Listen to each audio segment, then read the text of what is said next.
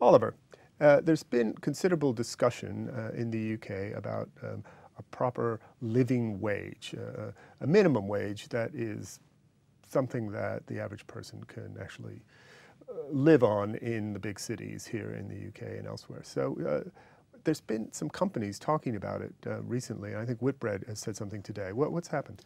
So, start at the beginning, this is something that the UK Chancellor George Osborne announced in his most recent budget. He introduced something called the living wage.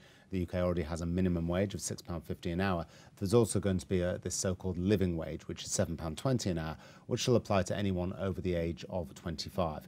It starts at £7.20 and then it will increase towards £9 if the economy continues to grow. So quite an increase that will come in. And it will affect a lot of people who employ workers on relatively low wages. Whitbread is one of these employers. It's a big leisure group. It owns the Premier Inn hotels and also the Costa chain of coffee shops.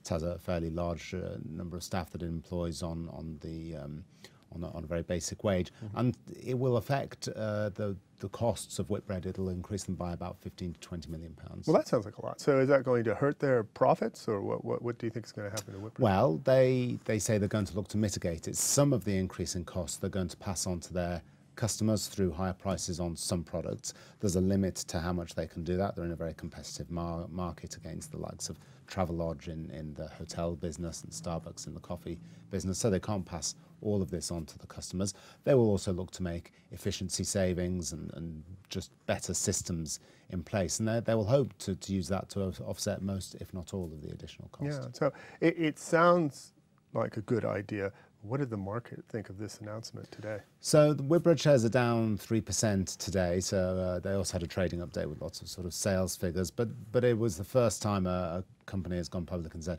this is what the impact might be. So there's also been some research out from Morgan Stanley today, who looked at the general retailer sector, so a slightly different sector to Whitbread, but they said the profit margins for non-food retailers could fall by up to 4 percentage points by 2020. Oh. So that's potentially a very big hit to profits. Now, the retailers themselves, and all like Whitbread, will try to offset this, but I wondered quite how much they'll be able to do this.